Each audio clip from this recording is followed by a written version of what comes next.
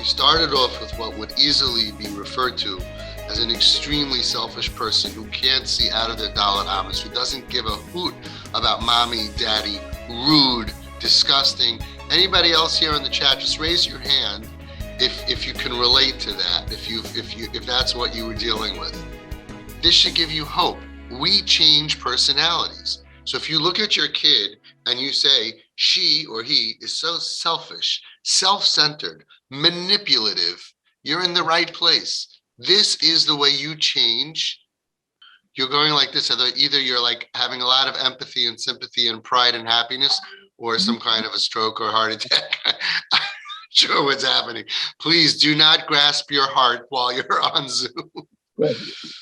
Okay, she'll speak next. But we're changing personalities here. So you're going to be thinking like, this is ridiculous. I'm giving into a monster.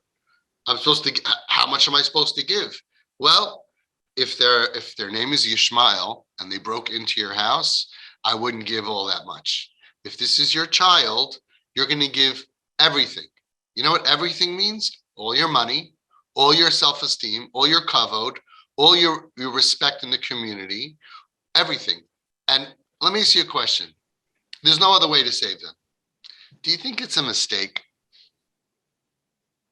Isn't it odd that Hashem took wonderful people, tzaddikim like you?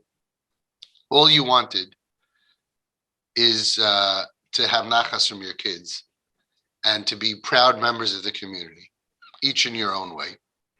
And Hashem gave you a kid that the only way to save, proven, Badak Manusa, that this is the only way. We need to be Zaycha to Yeshua, but really, we have a very good track record.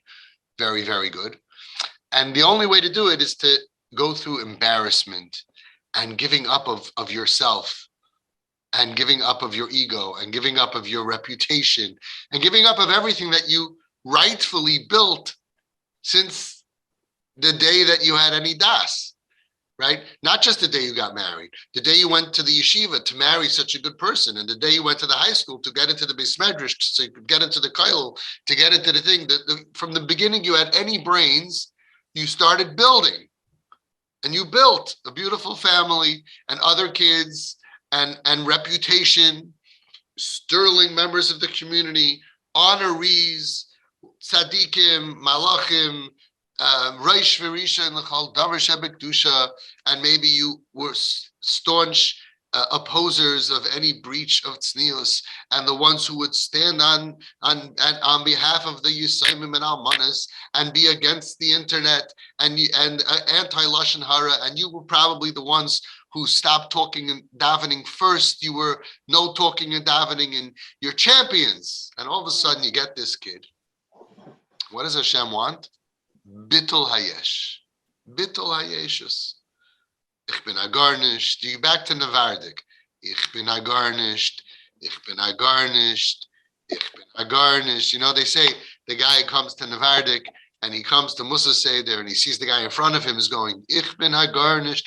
The guy behind him, Ich bin agarnished. I'm nothing. I'm a nobody. That was the way they broke themselves. They broke their ego. They shattered their ego. So he doesn't know what to do. So he starts going, Ich bin agarnished. Ich bin agarnished. And he's screaming, I am nothing, I am a nobody. And they look at him and they say, he's here 1 week. He thinks he's already a nobody. It took years to become a nobody. And you have to go outside in front of your neighbors. And you were trying to hide all of this schmutz in the house. Please don't go outside. Don't let anybody see you. And all of a sudden, shalom, welcome. This is my housekeeper. She's I don't know why she keeps calling me daddy, but she's my housekeeper. And then when she leaves the house and everybody's looking, we say, oh, gracias, sweepio de florio, next Monday. And she's like, why are you telling me that? You say, bye, Mila. And everybody's looking. You say, okay, and then all of a sudden we start having stuff in the house, and then we start sweeping it under the rug. And then people come in and they say, how do you walk in your room? Your rug is 8 feet high. You have a ladder going up to the rug, that has all anything that's not perfect is under that rug. any shalom bayis, we love each other, we're the best, it's all under the rug, and this problem, and this issue, and this thing, this rug is like so high, it's like so hard to walk into that room. And then people take it out to the backyard and they start building, mounds to hide all the stuff underneath. And then all of a sudden comes this situation that the only way to save your kid is if you put them before yourself. You walk outside with your son or your daughter, not tznius, smoking on Shabbos, as Reb Gershon Edelstein said, even if that's the case, with the purple hair and the green hair and the skirt that's so short that they sell it in the belt section, and you walk outside and you go around the block 3 times till everybody come out. Everybody come out. You do it when there's a seat, when there's Achnasa Sefer Torah, when they have the truck and all the kids are lining up outside and everybody's singing, that's a good time to do it. Or when everybody's on the way, to a good kiddush, you walk outside with your arm around your kid and you go around 3 times. Zeh kaparasi, zeh chalifasi, zeh tmurasi. And then you never have to look. Everybody knows, they have one of those. Yeah, they're going to talk about you. We're going to give them something to talk about. And you'll see all the wise people are going to say, I'm amazed. I'm amazed. Gvura that you have to walk around this neighborhood. Yeah, 5% they're going to say chutzpah. 95% are going to say gvura, that you're proud of your children. Rabbi say, we are only alive in here because Hashem is proud of us. We are not that great. If Hashem was not proud of us and abandoned us and told us, park around the block, I don't want to be seen with you. I had a kid who came home from rehab. Parents told me their kid came home from rehab with long hair, and these are beautiful people. And it's beautiful to be beautiful people. Taira ugdula b'makim echad. Their kids go to the best meisters. They do the best shidduchim. They're very wealthy. Shiny Yidden. Beautiful. They're perfect. There's nothing wrong. Except God gave them this kid that was supposed to be dropped off next door. Somehow the Amazon delivery guy somehow dropped him off to the wrong house. And they're stuck with this kid. They pick him up from rehab. Long hair. And he had a hoodie. So the father said he took him out to eat first. So we thought it's a nice thing. No, he wanted to wait till everybody's sleeping. He got home like at 1 o'clock. He told him, do me a favor, put the hoodie over your head, run up quickly. Nobody should see you. Do we want Hashem to say that to us? Hashem is Mesameach Bechelkai. Says Reb Chaim Volozhiner asked the Vilna Gaon, how is Hashem Mesameach Bechelkai? He has everything. The Vilna Gaon said, Ki chelak Hashem amai. Hashem's chelak is Klal Yisrael. And Hashem is mesameach bechelkai. He's happy with his lot, even though we do a lot of stuff. Maybe not on the outside. Maybe we don't want it on video. Maybe on the outside, we make sure that we look oh so perfect. But Hashem knows everything. He knows everything. And he has a list. And there's videos of the inside, even he has the night vision videos, and he knows all the Lashon Hara and all the Rechilas and all the Shmutz and all the Yashamnu, Baganu, Gazalnu, and Al Chet, Shatan, Slach Lanu Avinu. And he doesn't tell the Ummah Sa'olam. He doesn't tell the Pamal Yishamala. He doesn't tell the angels above, I'm embarrassed. These are not my kids. These are somebody else's kids. He says, B'ni B'chayri Yisrael. You're always going to be my child. He gave us man in the midbar. Man. Holy man. It's like daddy's credit card. Money from Shemayim. The kids think that nobody pays. They don't connect that the credit card gets paid. They think it's like free. You just swipe it and it's man. It's unbelievable. It's just somehow swipe it, and it never, it's just, meanwhile, you're paying and paying and paying. Hashem gave us man, and they used the man for the egel. They fed the man to the egel. That's like you give your kid money, and they take from your money and they buy treif. But that's not a good example, because when they buy treif, they're hurting, they're not sinning against you. They're using your money to go against Hashem. Over here, we took stuff from Hashem and we sinned against Hashem. So it's like they took money from you and they hurt you. Even worse. It says the Medrash, the next day they got man again. L'cha Hashem hatzdaka. He always gives us man. We always give our children money. We're always going to support you. And instead of making them feel al hanar haza loy hispalalti al hanar haza, this is not the kid that I prayed for. Something went wrong. Instead, we say ani mamin ve'amuna shalema, that this is the child that Hashem gave me for my tikkun hamidus. I'm not going to be embarrassed of my kid. I'm not going to judge my kid. They went through what they went through. Even though it's very hard to walk into shul with a girl or a boy who's dressed like a hooker, sorry to speak like that, who's dressed like, the worst of the worst. But this is what saves them. And if it's proven and it's halachically permissible, as your Rav, you'll check with your Rav, mechuyev to do it. We see the kids. We just celebrated, Rabbi say, we just celebrated 150 kids back completely Shemitah mitzvahs. But I want every single one. It takes time. I looked at my phone. I started going through the years because I have everybody in by the years. 2009, all from. 2010, all from. 2011, all from. 2012, all from. Then it starts being like 90%, 80%. It takes time. We don't have one suicide. Hashem should help us. These kids are very sick. You don't realize how if they feel my parents don't support me, how they could unravel. We don't have anybody in footsteps. We don't have anybody in organizations trying to destroy us. We don't have anybody hurting us because we're not hurting them. We accept you. You're out of this group right now, but I'm still your mother and your father, and I will always love you. And we bake that into the kid as much as you can until the Rav says no, and I've never gotten a no. But it takes self-sacrifice. That's why I sent out Torah Medivara every week. You have to become next level.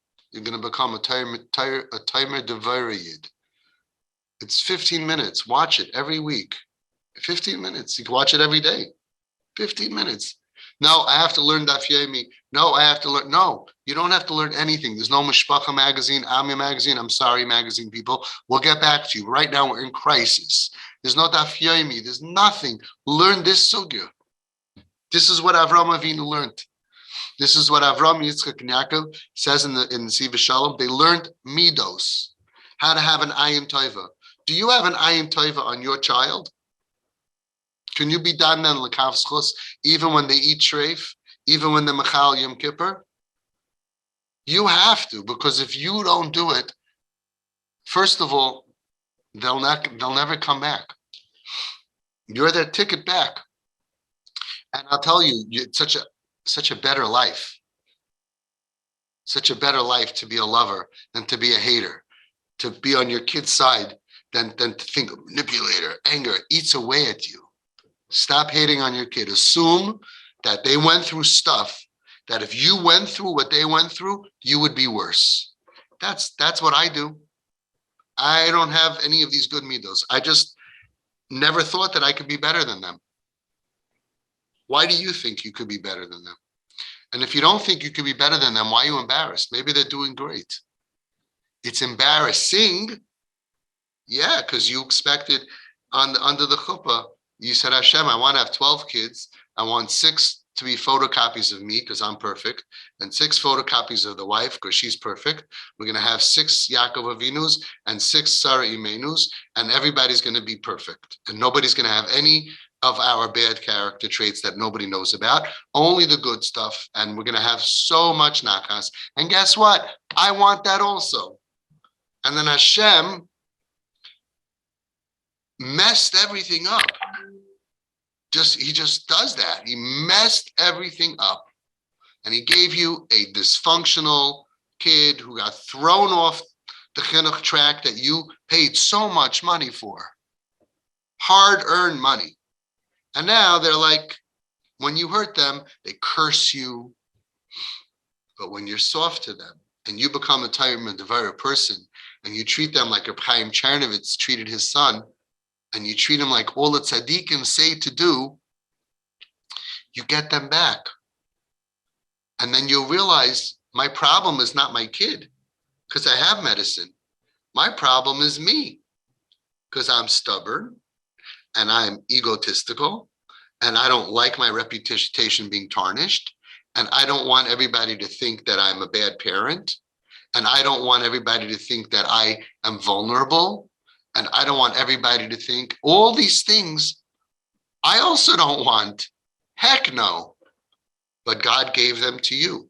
And you got to figure out what in the world is stopping me from making this neshama feel 100% pride. Don't blame Hashem. I'm taking that away from you. Don't use God because I will take you down. There's not one gadol that says Hashem wants you to make them feel bad. Everything, and all of the stuff is telling you, you have to bake love into them. The chazayin ish. You're going to be smarter than the chazayin. He says, Yinasu l'mashcham ba'avoisei sahaba, pull them with ropes of love. The loylid chaysam chalila. God forbid, don't reject them. You're going to make them feel rejected and be successful? In the name of Torah, Chazon Ish knew better. So everything that you cannot do, that you would do to treat royalty, ask yourself, why? Right? We always had this question, like you guys had, very honest question. Your daughter can come for Shabbos, she parks around the block. On Sunday, she parks in front. On Monday, she parks in front. If she's the president coming to visit you, parks in front. Why isn't she parking in front on Shabbos? Very simple, because you're human and you're here to become an angel, to realize that I'm not going to let my Shabbos, my reputation get in the way of treating her like royalty because there's no way to get her back. And if you get one Shabbos out of this, it's worth all your sacrifice. Plus, when there's grandchildren involved, look what Yitzchak did. Yitzchak kept Esav home. Esav brought into the house shiksas. And they smoked. There was smoke in the house, not from hookah, not from weed, from avodah zarah. Why did Yitzchak put up a big sign? No smoking in my house. In fact, one of the reasons that Yitzchak was blind, it says, from the smoke of the avodah zarah. Doesn't happen in 1 second. Over time, probably, smoke goes in. Why didn't he say, I'm becoming blind? He was willing to lose his vision, that Esav shouldn't feel rejected. He could have said, Esav, I'll build you a gazebo. Go outside when you do your avodah zarah. The smoke is bothering my eyes. I need to sit and learn Torah. We're talking about Yitzchak. And everybody said to him, Yitzchak, what are you, crazy? Who are you going to fish off? Twisted parenting? Throw him out of the house. He's a murderer. Throw him out of the house. He's not frum. In those days when you weren't frum, you didn't go in a miniskirt. In those days, they knew how to be not frum. They were rapists and murderers, cold-blooded murderers. Not only kept Esav at home, Esav had a kid. Little shagets. Some of you have these little grandchildren. They look like little rednecks. No yarmulkes with the wild hair. And he raised him on his lap. Why did Eliphaz, who raped his father's wives at the end, who was a murderer and a ganef, and he stole all of Yaakov's money, why was he interested in being on Yitzchak's lap?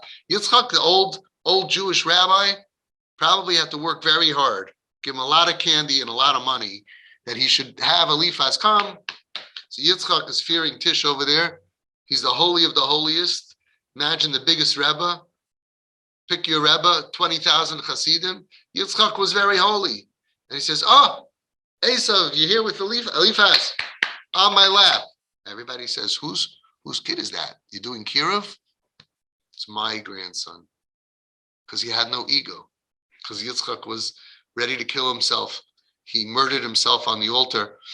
Once you're willing to do that, he had no ego. So it was easy. No problem. Yitzchak was Gvura. He was strong. People think Gvura means, get out of my house. You're not coming to my house dressed like that. That's not Gvura. That's weak. You're a weakling. Gvura is self-control, not controlling other people. Story of the Husyatan Rebbe. Husyatan Rebbe was known as the Wunder Rabbiner, the wonder rabbi. He was once in Austria, and there was a crowd around him, and there was a newspaper guy, a journalist, and he said, who's this Rabbiner? So he said, he's known as the Wunder Rabbiner. The Wunder Rabbiner? He went over to him, and he says, excuse me, can I speak to you? The Wunder Rabbiner, the Husyatan Rebbe, Bal Meifis. He said, sure. So he said, I hear that you're known as the Wunder Rabbiner. Please tell me, what is a wonder rabbi? What does it mean? Now, we know it's called a wonder rabbi because he did miracles. He was a Bal Meifis. Listen what the Husyatan Rebbe said from Rizhin, from the Rizhin, Malchus of Rizhin. Can you guys move a little closer together? Because in the Zoom, I'm seeing mostly books, and I see a shoulder and a half a face. Get close. There you go. Thank you. I need to see your expressions. You ever hear this story? You heard the story ever of the Husyatan Rebbe? No. So he says like this. He says, I'll tell you what a Wunder Rabbiner is. He says, sometimes you have a rabbi of a shul.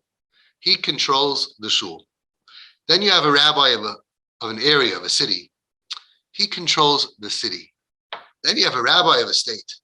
He controls the state. Then you have a rabbi of the Medina, the Rosh HaMedina, right?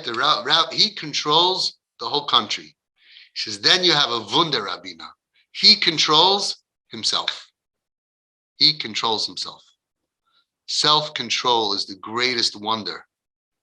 And you regular people, I mean, I'm not knocking you, but you look like regular people. But by the time you're done, you're going to be angels. You're going to look back at yourself and say, I hate that version. I was judgmental.